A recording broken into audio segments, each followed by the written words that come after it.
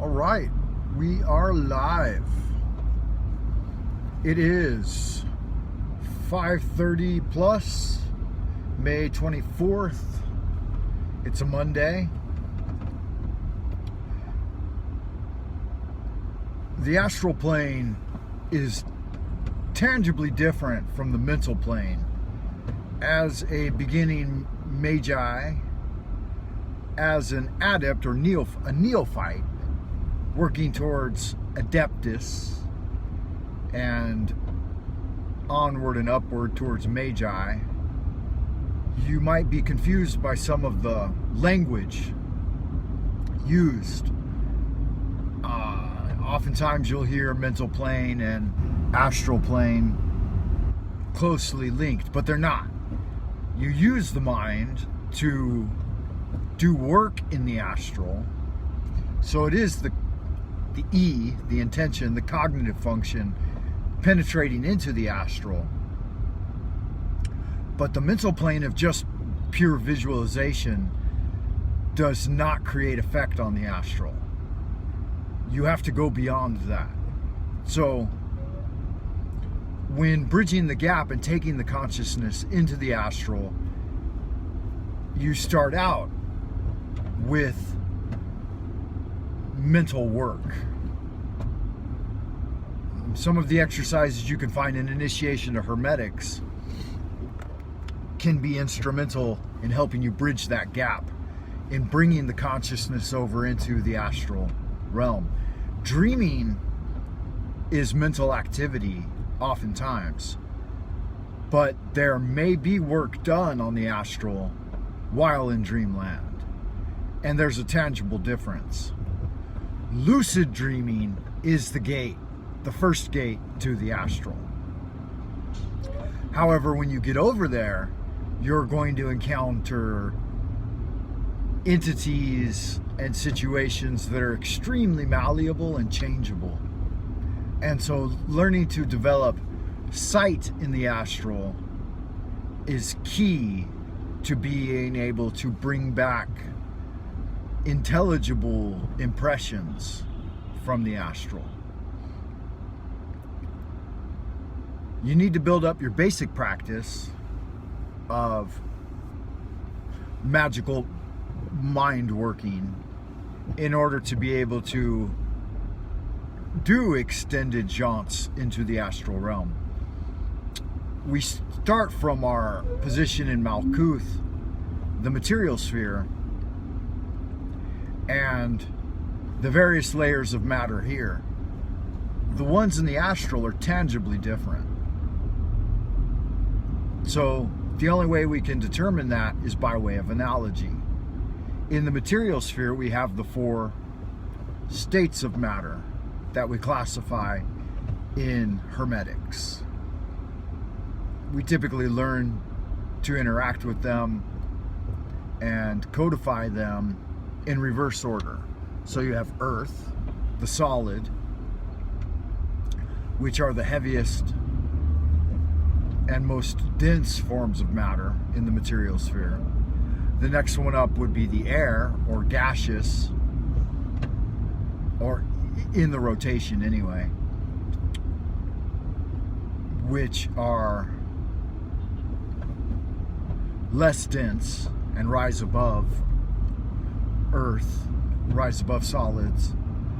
Then you have water, the liquid states of matter, which actually fluctuate between gas and solids of matter, but the liquids can penetrate matter, penetrate Earth, solid matter. And then finally you have plasmas, fire. The plasmas are the key to the electrification of your inner eye and being able to learn to perceive on the astral. So a candle in magical practice can serve to illuminate the astral sphere and give you greater clarity. Your form, while on astral, is also a plasma-like.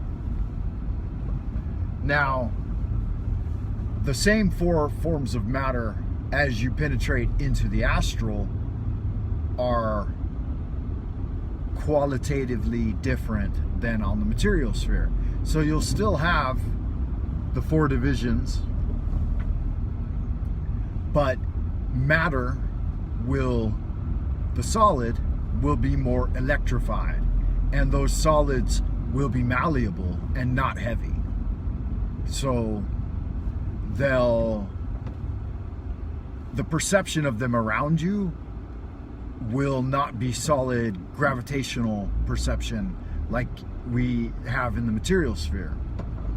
The next one up, gaseous ones, will be more or less ephemeral and transient, but occupying more space as well, and of a more bubble-like quality, more consistently unified. Whereas on the material sphere, you pass through a gas, like air, you're passing through gases all of the time. And a gas filled with smoke or some other noble gas, you'll pass through it directly with very little sensation. Whereas on the astral, you will have the sensation of its separation and so on.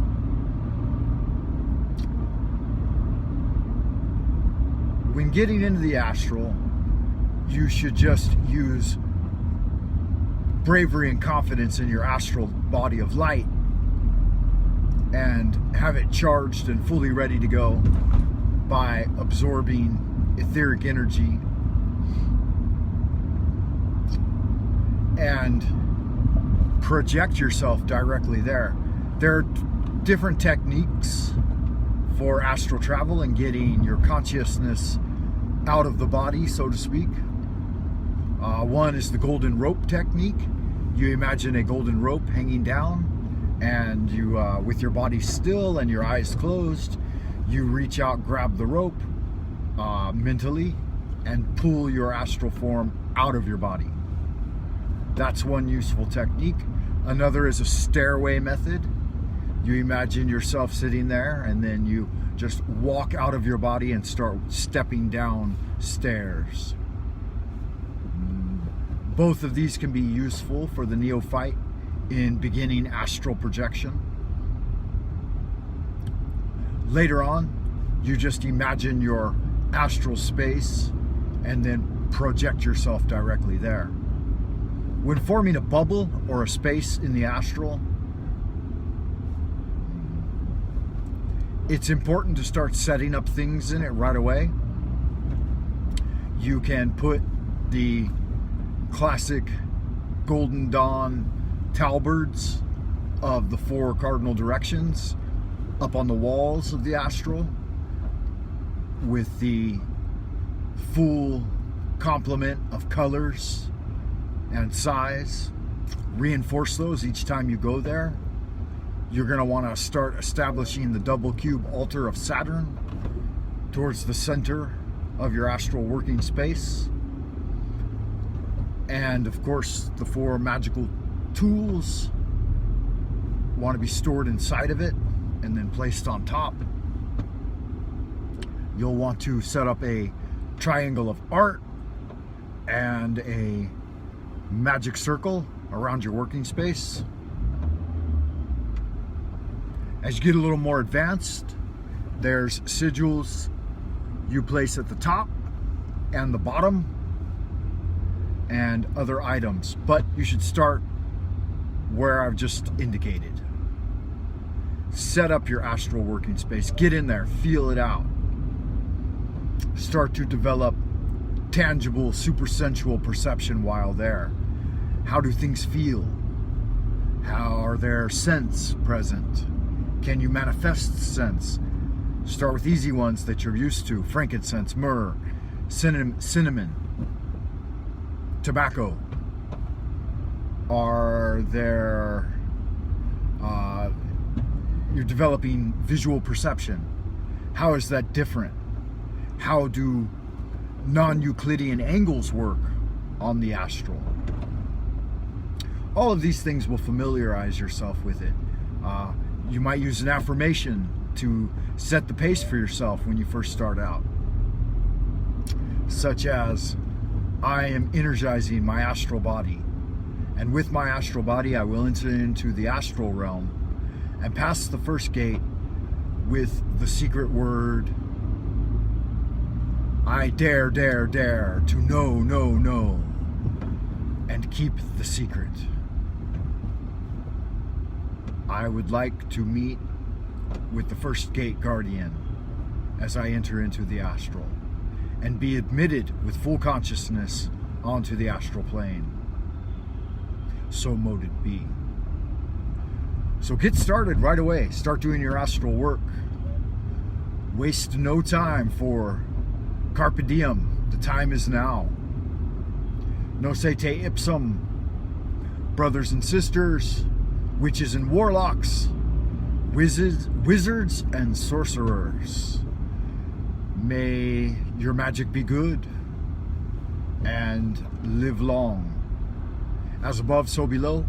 I will see you next time for more Magic of the Neophyte. Bye for now.